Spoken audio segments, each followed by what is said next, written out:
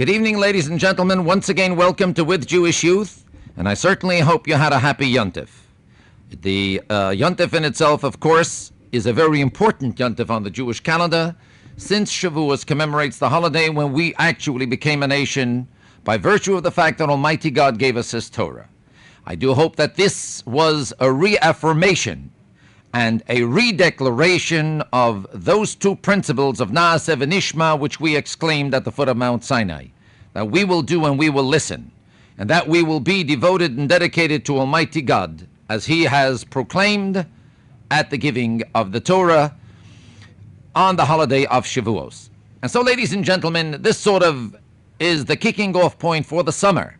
Now we're beginning to think already about the summer months, and I think we couldn't have invited a better guest than someone who can really guide us properly. And he is none other than the famous Dr. Morris Mandel, who is himself a psychoanalyst. He's a graduate of the Alfred Adler Institute. He is the famous columnist of Jewish Press, writing the column called Problems in Human Emotions. He is a well-known lecturer, and believe it or not, this man has authored 19 books. And these are not little books. These are books between 300 and 400 pages each. And I must tell you that I have most of his books, and they're very, very interesting and very humorous. Some of the titles, if I may just take a minute out of our program, are as follows: As the Twig is Bent. Another one is 13. Another one is How to Be Happy and Married. Another one is Take Time to Live. And another one is Coping with Crises. And there are many, many more. These are only 5 of the 19 that Dr. Mandel has written and published. He is the secular principal of the Yeshiva Torah Semis in Borough Park, and he is a member of the American Guidance Counselors Association. Dr. Mandel, it's a pleasure to have you with us on With Jewish Youth, and I know that our audience must be all ears to hear what we're going to be speaking about. You know, we first got to know you, at least I did, through the Jewish Press, and of course, thank God, since then I've joined you as one of the columnists in Jewish Press with my focus column. But I think that our people would like to get to know you a little better, besides your column. And I think we ought to start off by asking you the one question: how did you get started in writing for the Jewish Press? Before I answer that, Rabbi, I'd like to comment on that wonderful introduction where you indicated the many credits to my name. And I think of a story of a Scotchman who decided he would learn how to play golf. And his caddy said to him, "Do you know, I'd like to know your name." Said the Scotchman, "What for?" He said, "I'd like to write it on the golf ball." Said the Scotchman, "What for?" Again, said the caddy, "If it will be lost, it will be returned to you." This appealed to the Scotchman's thrift, and he said, "My name is Martin," let's give him a Jewish name anyhow, Martin Garfinkel. He was a Jewish Scotchman. And the caddy wrote it. And then this man said, "By the way, write MD after it, because I'm a doctor." And so the caddy wrote MD after it. And then he said, "While you're writing MD after it, please put down office hours from 2 to 4, from 6 to 8. So perhaps I should have asked you to say this too. I do run a psychoanalytic office where I see many, many people. You ask me how I got started with the Jewish Press. That's a story in itself. I believe in Shalom Bayis, and so when my wife when my wife told me that she'd like me to speak before one of her groups, I must very quickly point out that my wife is a vegetarian. She eats nothing but fruits and vegetables, and I am a 5/7 vegetarian. I eat 5 days out of the week the same thing. I'm only permitted meat on Shabbos for religious purposes, just the way we say whiskey for medicinal purposes. And so I said, who is this group you want me to talk to? And she said, "First of all, I want you to know we're meeting in a vegetarian fruit store where they sell these things. They're setting up some chairs, and we want you to speak on emotion." And so I sort of liked the assignment. You know, it was kind of different. And when I asked her who am I going to meet there, she said, "Probably vegetarians." That thrilled me immensely. And so there I went, and I delivered my talk. And at the end of the talk, a woman walked over to me and all sweetness said, I liked it, and I would like you to write for my husband's newspaper. The woman, of course, was Irene Klass. The newspaper was the Jewish Press, and that's the way I was discovered. Or that's the way I discovered the Jewish Press. Well, I want to tell you it was a good discovery both ways, and I'm glad that I discovered you, too, to have you here tonight on our show. Dr. Mandel, by the way, how many years have you been writing? I've been writing for 14 years. And when did you get started on writing your books? I mean, to write 19 books, Rabbi Shalom, I didn't write one yet, I think. That, too, makes for an interesting story. I was a school teacher many years back. I won't tell you how many years back because I also am sort of shy about giving my age away. But when I was a substitute teacher, I was teaching business law, and the book was very dull. So without knowing, I was naive and young, or rather young and courageous. And sitting in the lunchroom, I said to a teacher there, you know, this is too tough a book. And he said, why don't you write a better one? And so I did. I wrote a book called Business Law for Everyday Use. It was published by Holt, Reinhardt, and Winston. It sold 200,000 copies. It was used in every state in the Union. It is still used, and so my first book was on business law and nothing to do with human relations. It's fantastic. Tell me, I know that you receive an awful lot of mail a week based upon your column, which I read. How many letters average would you say you receive a week? I get several hundred letters a week, Rabbi, and I want you to know that as I read the letters in my office, it is never Simchas Torah, it is always Tisha B'Av. The letters are all tragic, and some of the men and women who write to me, and youngsters too, I get maybe 50, 75 letters from people below 18. I received a letter from a 13-year-old who says, I hope that I don't get up the next morning. I'm so disgusted or disillusioned with life. But every letter that I get is a letter portraying some tremendous unhappiness in the life of the writer. May I make a suggestion? Someday you ought to publish these letters, of course, without the names. I think these are in themselves a very good reading material because I always believe that no writer could write as well as life itself when they bring those incidents that actually happen in life. You know, there's something that bothers me. How could you read so much mail? When do you get the time to write and to teach and to do all these things? How do you do it? I came across an interesting statement that said time is the invention of God in order to give each of us a chance to grow. It is God's greatest gift. I don't find the time to do anything. I make the time. And I have a very simple formula in life, and that is that I get up each day with anticipation, and I go to bed each night with reluctance, and I stretch them far apart so that my waking day is at least 18 hours long. And you said to me I ought to publish a book with these letters. Not the last book. It's difficult to keep count because I'm writing one now. But I have a book called Coping with Crisis. The book is divided into about 5 books. One is The Search for Meaning in Life. The second is The Search for Love. The third is The Search for Happy Marital Relationships. The fourth is Parents and Children. And the fifth, I think, are In-Laws. And the sixth is Grow Old Along with Me. And this book is composed of letters classified according to each grouping. And in it, I actually write the letter, doctored a bit, English is corrected, and my answer to the problem. And it makes this sounds like a commercial. It isn't intended to be, but it makes for good reading. I dare say that this must be really interesting. So what's the name of that book again? The book is called Coping with Crisis. Well, I suppose your books are available in all bookstores, so if you want, or you can always drop a note to Dr. Mandel, care of the Jewish Press, and I'm sure he'll be very happy to tell you where you can get any number of his books. Dr. Mandel, going a little further, you know, being a rabbi nowadays is also not the sweetest job. You hear plenty of tourists in our field, too. But you know what dawns on me? Would you be good enough to tell me perhaps one or two of the most tragic incidents, experiences, or stories that came your way? I suppose not everything could you help, but of course if you did help them, I'd like to know. But I think our audience would like to hear some of the real tourists that you were hit with in the course of your work over these many, many years, and sort of how did you relate to them and how were you able to handle them? It is very difficult, you know. It's like asking a balabuster which dish she prepares best. And she'll begin by saying, well, my gefilte fish isn't so terrible. In fact, it's pretty good. All the neighbors are crazy about it. And my chali, well, my chali will beat any bought chali. And my chulent, my husband lives for my chulent. And she can go on, and before you know it, she hasn't told you her favorite or her best dish. She's told you all of the dishes.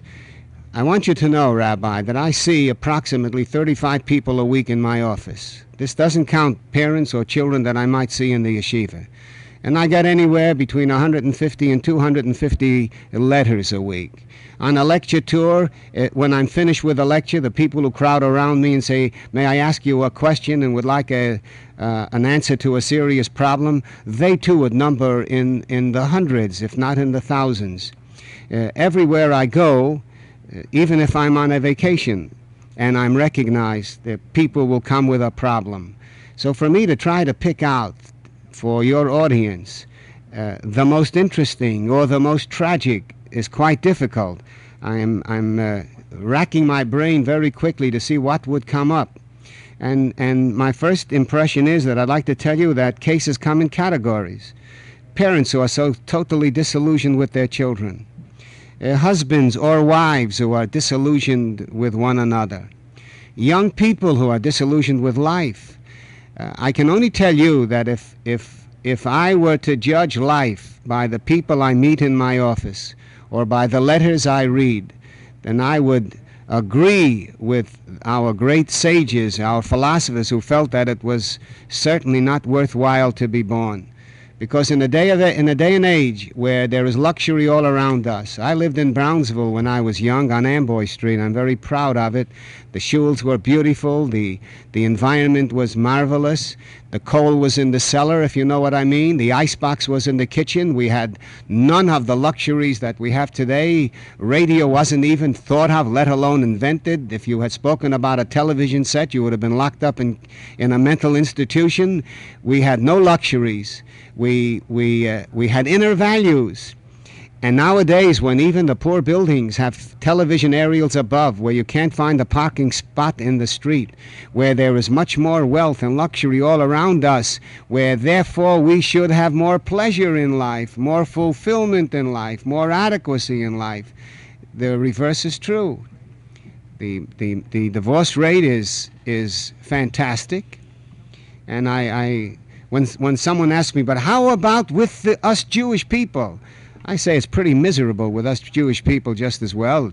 Thank God it doesn't have the same statistics as they have among the other peoples in the world. But drug abuse, lack of kibbud aim, where are my children? Isn't it a tragedy that on a TV program every night they say it is now 10 o'clock, do you know where your children are? Well, if you would ask my mother, may she rest in peace, or my father, may he live and be well, years ago, where are your children? He'd say, they're in the bedroom doing homework, because we didn't have a room for each one of us. A room. I didn't even have a bed of my own. I shared it with my brother. And so the troubles are many.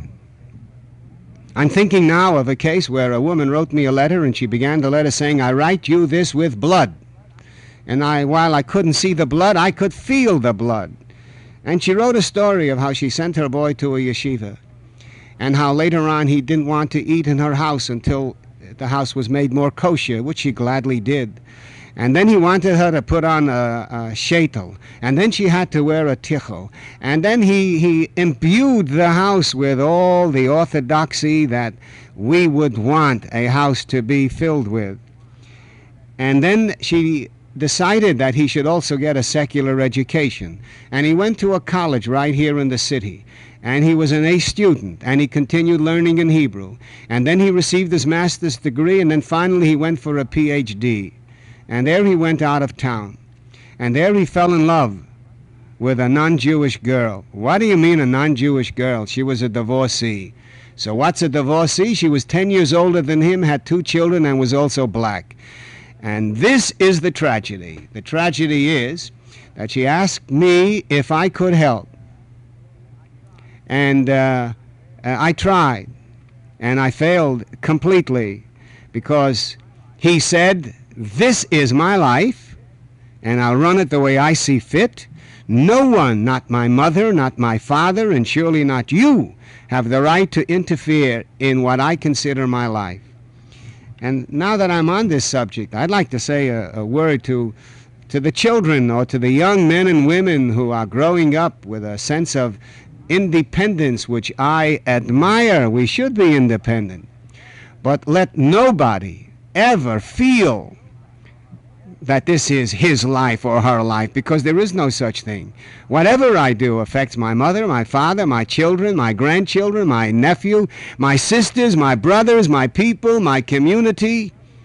If there is such a thing as treason, if there is such a thing as being unpatriotic, then why can't there be such a thing as being disloyal to your parents, not understanding their needs? That's one with a tragic ending. I've had other cases similar to this also, where Jews and Jewesses fell in love with men and women of not only other religions but other colors. And I don't want to be repetitious, so all I can say is many of them turned out to be successful. Not the marriage, cholila, but the fact that they listened to reason. When you tell a youngster, you know, marriage is a 50-50 proposition now. The divorce rate has almost reached that proportion. And if you went into a doctor and he said you needed an operation, and you said, "Well, doctor, what are my chances?" And he said, "Well, 50-50, you'd be a pretty miserable, unhappy individual." So if marriage is this difficult when there is supposedly compatibility, same culture, same education, same religion, same color, can you imagine when you bring foreign elements into it how difficult it would be? Well, I want to tell you shocked me, Dr. Mandel. Boy, you have to be strong to be able to hear and take this kind of stuff.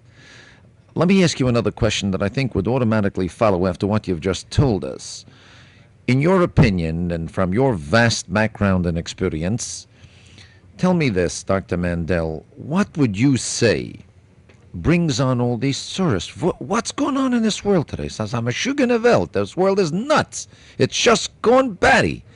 Why do we have all these problems?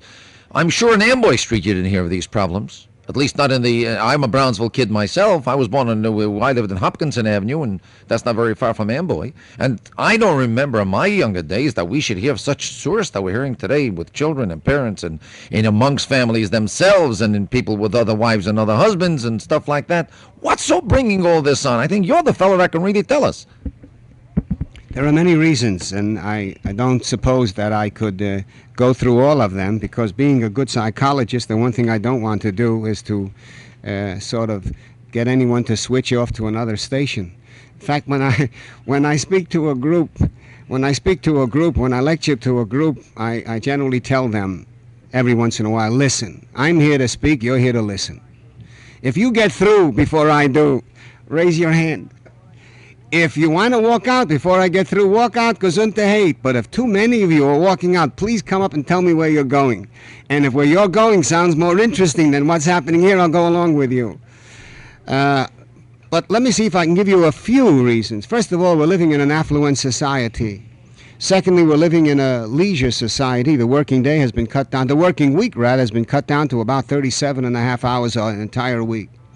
Thirdly, we the parents today are the very children who lived in Amboy Street, or maybe we're the grandparents, and we decided that we would give our children everything we didn't have. Unfortunately, we don't give them the things we did have, so we give them luxuries. Samuel Evanson, who wrote an introduction to one of my books, has a very nice statement. He says, you know, when I was young, I did what my parents told me to do. Now that I'm old, I do what my children tell me to do. When am I going to do what I want to do? We unfortunately feel that our children are the kings and the queens in the household, and we treat them as such. When I go to a bar mitzvah, and I'm invited to many, And when I see the father and the uncles of the bar mitzvah boy put him on a seat and lift him up and dance with him, holding him high in the air, I sort of feel it's the wrong thing to do. I can understand it with a chassan, because that may be the final time that he's going to get such a free ride.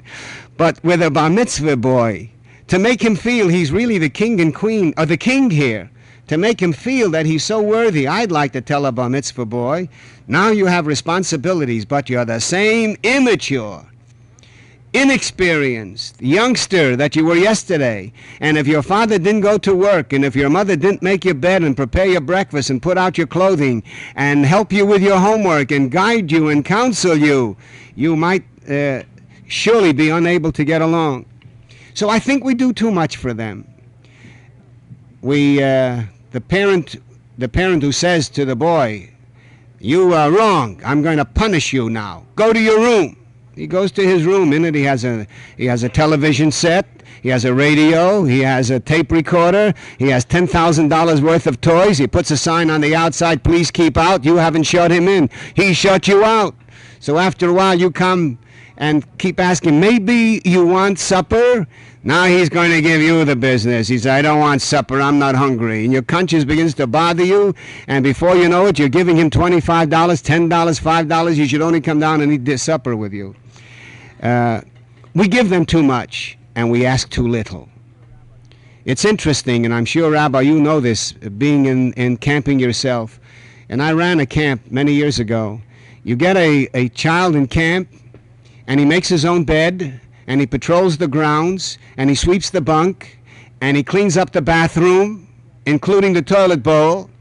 And if he doesn't do it, his entire bunk suffers, and his trunk is examined, his cupboard is examined, everything is examined, and in 8 weeks we make a mensch out of him. He knows responsibility, he knows his duties, he knows he has to do and be inspected before he can go out and have the activity of the day. And then he goes home. You know, he has 8 weeks of activity, 56 days in these camps. Nowadays, $1,200, $1,300 for a camp. What do you know? They have horseback riding, swimming, boating, archery, whatever you want. And at the end of 8 weeks, he comes home, and the first minute that he's home, he says to his mother, "Ma, I'm bored." What should I do? If I ever told my mother I'm bored, she would tell me what to do. She would say, "Nem de cup and klappers and wand." What do you mean what to do? Sweep the sidewalk, pick up the leaves, sweep the kitchen, wash the woodwork, go for ice, go down into the cellar and bring up a pail of coal. They have nothing to do. They have all pleasures and no responsibilities. And so that might be a reason. When you get into the other area where there's marital unhappiness, and I can't begin to tell you that book, How to Be Happy and Married, which is unsaleable, which is out of print now. We sold the entire thing in about 3 weeks, and it took me on television almost across the country. I say this, that with the younger people, they don't know what to expect in marriage. What they expect, they didn't get. What they got, they didn't expect. Either way, they're very unhappy. They're not prepared for marriage at all. These 18-year-olds who are rushed into marriage without preparation. I'm not against 18-year-olds marrying. I know what the Torah says, but some preparation has to be made. You must tell this girl what her duties are. I feel sorry for the men today who are getting married. When I was married, and that goes back years, I said, "Where shall I take my wife? Maybe I'll take her to Niagara Falls, or maybe I'll take her to a hotel in Sullivan County," which we eventually did. Nowadays, when you're going to get married to a girl, she's already been to Israel 4 times. She's been to a camp in Switzerland. She's been traveling across the United States. She has her own car. She has her own telephone. Where is he going to take her? I would say to parents, they don't give so much to your children. Let their mates give them some things. If not, there is nothing else.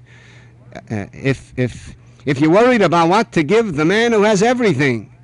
I've just come back from Atlantic City, where I ran a singles weekend, and I'm running another one. And I went into a place to buy a gift, and believe me, where I used to buy comb and brush sets, it looked like a comb, but I opened it up. They had bottles in it. I said, "What's this for?" He said, "Well, that's for the pills you'll be taking during the week." So they now sell pill bottles for people who have everything. Dr. Mandel, I don't think I've heard truer words spoken than what you said here today, and believe me, I think these words should be printed and sent to all parents bringing up children. I concur with you so wholeheartedly. You don't even know it. You really touched a very soft spot in my heart, because I think that it's just plain and simple the way you said it. They wären Meshuggah von Wohltag, and it's just the pustkite of their life, their emptiness of their life, and the lack of activity, as you so beautifully put it, is really the basis for all our tzuras.